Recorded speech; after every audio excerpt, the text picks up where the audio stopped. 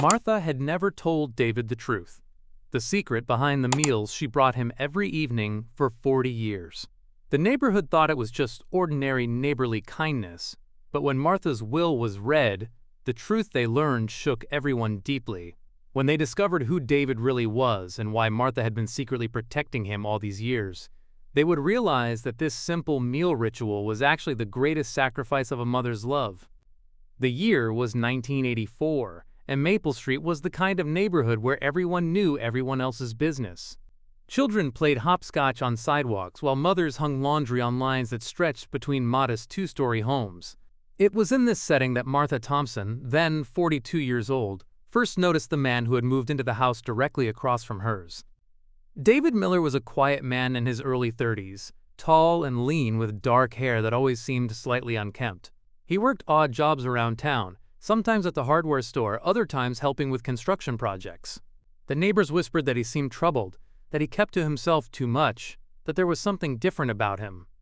Martha first approached David on a rainy Tuesday evening in March. She had been watching from her kitchen window as he sat on his front porch, looking lost and alone. Something about his posture, shoulders hunched, head down, reminded her of a wounded animal seeking shelter. "Excuse me," Martha called out as she crossed the street, carrying a covered dish. "I'm Martha Thompson from across the way. I made too much casserole tonight, and I thought you might like some." David looked up with surprised, cautious eyes. He was younger than she had thought, with a face that might have been handsome if not for the deep sadness that seemed etched into his features. "That's very kind of you, ma'am," he said quietly, "but I couldn't take your food." "Nonsense," Martha replied with the firm but gentle tone she used with her own children. "It'll just go to waste otherwise. Besides, we're neighbors now." David accepted the dish reluctantly, his hands shaking slightly as he took it. Martha noticed the tremor and the way he avoided making direct eye contact. "Thank you," he whispered. As Martha walked back across the street, she turned to see David still standing in his doorway, holding the dish as if it were something precious. That night, she made a decision that would shape the next 4 decades of both their lives. The next evening, Martha appeared at David's door again, this time with a plate of her famous pot roast and vegetables. "Mrs. Thompson, you really don't need to," David began. "It's Martha," she interrupted with a warm smile, "and yes, I do need to. Everyone needs to eat, and everyone deserves a good meal." This became their routine. Every evening at 6 p.m. sharp, Martha would cross the street with a covered plate. Sometimes it was hearty stews on cold nights, fresh salads during summer months, or comfort foods like meatloaf and mashed potatoes when the weather turned gray. The neighborhood initially viewed this arrangement with curiosity, then acceptance, and finally as just another part of Maple Street's daily rhythm. Mrs. Thompson bringing dinner to the quiet man across the street became as predictable as the sunset. What the neighbors didn't know was the conversation that had taken place on that third evening, when David had tried to refuse Martha's kindness. "Why are you doing this?" he had asked, his voice breaking slightly. Martha had studied his face carefully before answering. "Because I think you need someone to care whether you eat or not, and maybe because I need someone to care about." It was then that David had broken down and told her his story, about the accident, about the guilt he carried, about the family he could never face again. Martha had listened without judgment, and when he finished, she had simply said, "Tomorrow I'm making chicken and dumplings. They were always my favorite when I was sad." As the seasons changed and years accumulated, Martha and David's evening ritual became the cornerstone of both their lives. Martha's own children, Sarah and Michael, grew accustomed to their mother's nightly journey across the street. They never questioned it, accepting it as simply part of who their mother was, a woman who took care of others. David remained an enigma to most of Maple Street's residents. He worked when he could find jobs, kept his small house meticulously clean, and spoke to neighbors only when spoken to. But those who observed closely noticed subtle changes over the years. The deep sadness in his eyes gradually gave way to something resembling peace. He began to maintain a small garden in his backyard, started reading books on his front porch during warm afternoons, and occasionally even smiled when children ran past his house. The only constant in David's life was Martha's 6 p.m. visit. Rain or shine, sick or healthy, Martha appeared at his door with food prepared with care and love. On the rare occasions when Martha was ill, she would send one of her children with detailed instructions about how the food should be served and what David should be told about her absence. "Tell Mr. David that the soup needs to be heated slowly," she would instruct 12-year-old Sarah, "and make sure he knows it's my grandmother's recipe." The neighborhood evolved around them. Young families moved in and out. Children grew up and moved away. Elderly residents passed on. But Martha and David remained constant fixtures. Their evening exchange became a touchstone of stability in an ever-changing world. Martha's husband, Robert, had initially been puzzled by his wife's dedication to their neighbor, but he had learned not to question Martha's instincts about people. "Your mother has a gift," he would tell their children. "She sees things in people that others miss." When Robert passed away suddenly from a heart attack in 1995, David was one of the first people to appear at Martha's door. He didn't speak much. Words had never been his strength, but he helped carry groceries, fixed broken faucets, and shoveled snow from her walkway. The care that Martha had shown him for over a decade was quietly returned in practical ways. "I don't know how to thank you," Martha said to him one winter evening as he finished clearing her driveway. "You don't need to," David replied. "You saved my life 11 years ago. This is the least I can do." But Martha's evening visits never stopped, not even during her own grief. If anything, the ritual seemed to give her purpose and comfort during the darkest period of her life. As Martha entered her 70s, the neighborhood began to change more rapidly. Young professionals bought houses and renovated them beyond recognition. The children who had once played on Maple Street were now adults with children of their own in distant cities. Martha's own children, Sarah and Michael, worried about their aging mother's determination to continue her daily walks across the street. "Mom, you're 75 years old," Sarah said during one of her visits. "Maybe it's time to stop with the dinner deliveries. David is a grown man. He can take care of himself." Martha's response was swift and firm. "David needs those meals, and I need to make them. It's not about whether he can take care of himself." "But why, Mom?" Michael pressed. "What is it about this man that makes you feel so responsible for him?" Martha had looked at her children, these successful adults who had their own families and careers, and realized that some truths were too heavy to share, even with those you loved most.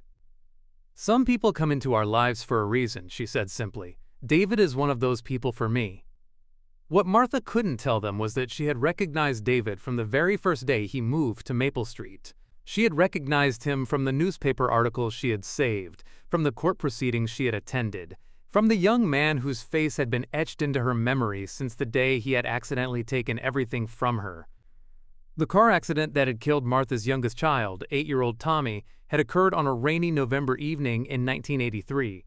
David Miller, then 28 years old, had been driving home from work when his car skidded on wet leaves and struck Tommy's bicycle. The investigation had shown that David wasn't speeding, wasn't drunk, wasn't using his phone. It was simply a tragic accident that could have happened to anyone. But knowing that hadn't made the loss any easier for Martha and Robert. Tommy had been their surprise baby, born when Martha was 34, and had thought her childbearing years were over. He was bright and curious, always asking questions about everything from why the sky was blue to how birds knew which way to fly south. During the court proceedings, Martha had watched David's testimony. She saw a young man destroyed by guilt, a person whose life had been shattered as completely as her own. When he was sentenced to community service and had his license suspended, Martha saw the relief and disappointment war across his face. Relief that he wouldn't go to prison, disappointment that perhaps he wouldn't be punished enough. After the trial, Martha had learned from neighbors that David had moved to the outskirts of town to a small house on Maple Street where he lived like a hermit, unable to face the world that held such tragedy. When Martha first saw him sitting on that porch in March of 1984, she recognized him immediately. But instead of anger or hatred, she felt something unexpected: compassion. This young man was living in his own prison, one constructed from guilt and grief that mirrored her own. That first meal she brought him wasn't random kindness. It was a conscious choice to see past her own pain and recognize his. Over the years, Martha often wondered if David recognized her. There were moments when she would mention Tommy's favorite foods, or when she would bring meals on the anniversary of the accident, when she caught a flicker of something in David's eyes that suggested he might know. But they never spoke of it directly. Their relationship existed in a space beyond words, built on shared understanding of loss and the healing power of daily kindness. Martha watched David slowly emerge from his shell of guilt. She saw him begin to smile again, saw him develop friendships with other neighbors, saw him find steady work at the local library where his quiet nature and love of books made him invaluable. In 2010, when David's mother passed away in a distant state, Martha was the one who drove him to the airport and picked him up when he returned. She was the one who sat with him as he grieved not just his mother's death, but all the years they had lost because he couldn't face her after the accident. "She never blamed me," David told Martha that night, tears streaming down his face. "All these years I thought she hated me, but she never blamed me." Martha held his hand and said nothing, because what could she say? That she understood exactly how his mother felt? That sometimes love transcends even the deepest pain? As Martha entered her late 70s, her step became slower, her hands less steady, but her determination to continue their evening ritual never wavered. Even when she was diagnosed with early-stage dementia in 2022, she insisted on maintaining her routine. "The meals are important," she told Sarah, who had moved back to help care for her mother. "David needs them." "Mom, David has been taking care of himself for almost 40 years, Sarah said gently. "Maybe it's time to let go of this responsibility." But Martha's grip on this one constant in her life only tightened. On days when her memory faltered, when she couldn't remember what year it was or where she had put her keys, she still knew that at 6 p.m., she needed to cross the street with a plate of food for David. Martha's final year was marked by increasing confusion and frailty, but her devotion to David never wavered. Even when she began to need assistance with cooking, she insisted on being involved in preparing his meals. Sarah, who had moved into her childhood home to care for her mother, found herself drawn into the routine. She would help Martha prepare the food, then watch from the window as her mother slowly made her way across the street, sometimes forgetting why she was going, but always remembering the destination. "She's been doing this for 40 years, Sarah confided to her brother Michael during one of his visits. "I've never understood why this man is so important to her." "Maybe we don't need to understand," Michael replied, watching their mother return from David's house with the empty plate and a peaceful expression. "Maybe we just need to respect it." On Martha's 78th birthday, David appeared at her door with a gift, a small photo album filled with pictures of all the meals she had brought him over the years. He had quietly photographed each plate, creating a visual diary of 4 decades of kindness. "You kept track of all of them?" Martha asked, her eyes filling with tears as she flipped through the pages. "Every single one," David said. "You've fed me 14,610 meals over 40 years. I wanted you to know that not one of them was taken for granted." It was one of the longest speeches David had ever made, and Martha treasured every word. 3 months later, Martha passed away peacefully in her sleep on a Tuesday morning in November. She had brought David his meal the evening before, a simple chicken soup that she had insisted on making herself despite her weakening condition. The reading of Martha's will took place on a cold December morning in the law office of Henderson & Associates. Present were Sarah and Michael, a handful of close family friends, and, to everyone's surprise, David Miller. "I asked Mr. Miller to be here," explained lawyer James Henderson, "because Mrs. Thompson specifically requested his presence for the reading of her will." Sarah and Michael exchanged puzzled glances. While they knew their mother had been kind to David for many years, they couldn't imagine why he would be included in something as private as a will reading. Henderson cleared his throat and began to read. "I, Martha Elizabeth Thompson, being of sound mind and body, do hereby make this my last will and testament." The first part of the will was standard: distributions to her children, donations to her church, gifts to longtime friends. But then Henderson's voice took on a different tone as he continued. "To David Miller, who lives at 847 Maple Street, I leave my house at 846 Maple Street, along with all its contents and my entire savings account, currently valued at approximately $340,000. Gasps filled the room. Sarah nearly dropped her purse, and Michael sat forward in his chair, certain he had misheard. "Furthermore," Henderson continued, his voice steady despite the shocked faces around him, "I leave to David Miller this letter, to be read aloud in the presence of my family." Henderson opened a sealed envelope and began to read Martha's words. "My dearest David, if you are hearing this, then I am gone, and it is finally time for the truth to be told. 40 years ago, on November 15, 1983, you were involved in an accident that took the life of my youngest son, Tommy. I know you remember this date because I have seen you carry the weight of it every day since. When you moved to Maple Street, I recognized you immediately. I want you to know that I chose to bring you that first meal just as I chose to bring you every meal that followed for the next 40 years.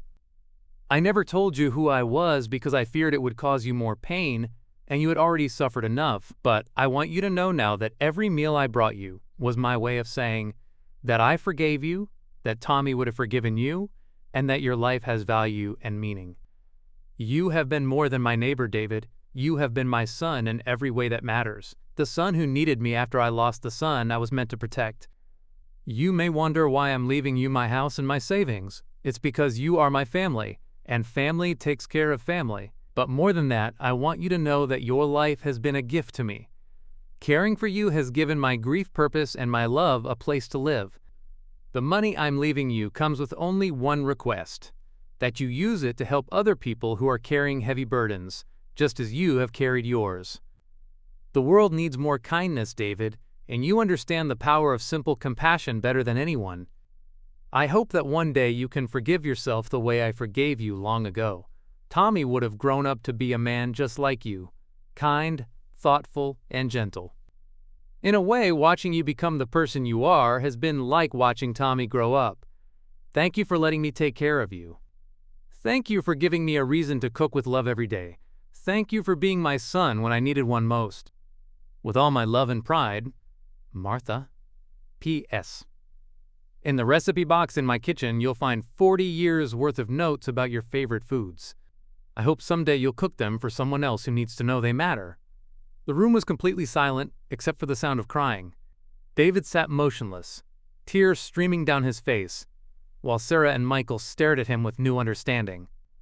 Sarah was the first to speak, her voice barely above a whisper. "You're him. You're the man who—" David nodded, unable to form words.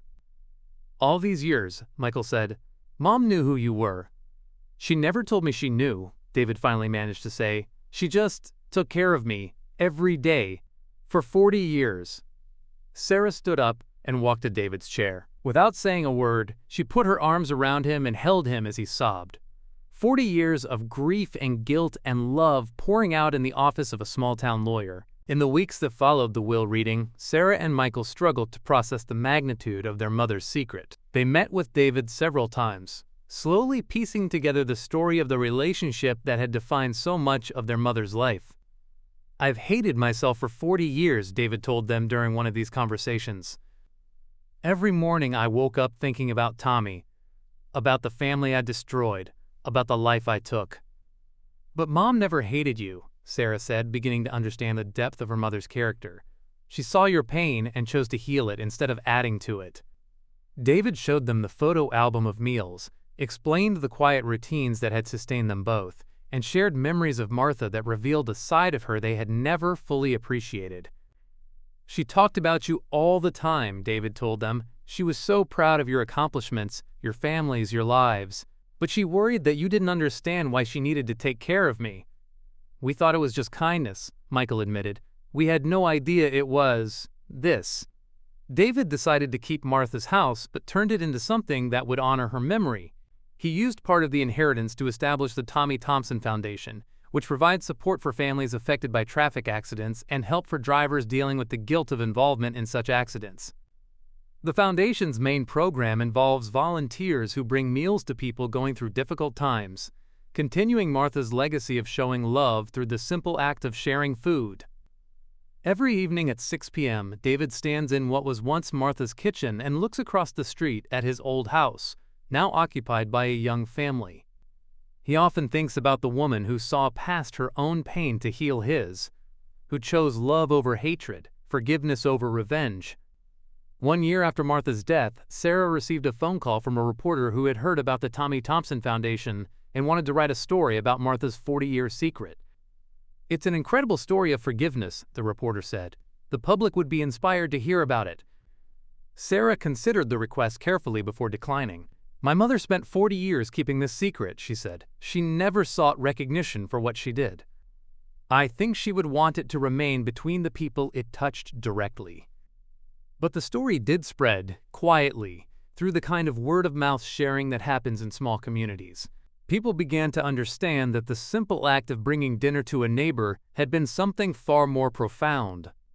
The Tommy Thompson Foundation grew, supported by people who were moved by the story of a mother who chose to care for the man who had accidentally killed her child. Volunteers throughout the region began bringing meals to people in crisis, carrying on Martha's belief that everyone deserves to know they matter. David, now in his 70s, continues to live in Martha's house. He is never married, but he is not alone. The house is frequently filled with the families he has helped through the foundation, the neighbors who have become dear friends, and Sarah and Michael, who now consider him the brother their mother always treated him as. Every November 15th, the anniversary of Tommy's death, David places flowers on Tommy's grave.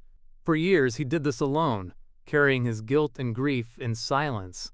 Now Sarah and Michael join him, and together they celebrate the life of the boy who died too young and the woman who transformed tragedy into love. Martha's story reminds us that the most profound acts of love often happen in the quiet spaces between public recognition and private grief. For 40 years, she carried a secret that could have destroyed her or freed her, and she chose freedom through forgiveness. Her daily ritual of bringing meals to David wasn't just about feeding a lonely neighbor. It was about feeding her own soul with purpose, about transforming the deepest loss into the most generous love, about proving that even in the face of unimaginable pain, humans can choose compassion over revenge.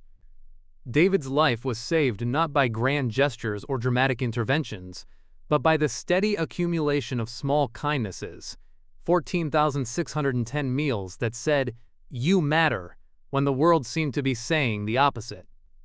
In a world that often focuses on the dramatic moments of forgiveness, the public reconciliations, the headline-grabbing acts of mercy, Martha's story shows us that the truest forgiveness often happens in whispers, in daily choices, in the quiet decision to see someone's humanity even when they have caused us unbearable pain. Martha never sought recognition for her 40 years of kindness because recognition wasn't the point. The point was love. Love that transcends understanding. Love that heals both the giver and the receiver. Love that finds a way to bloom even in the soil of the deepest grief.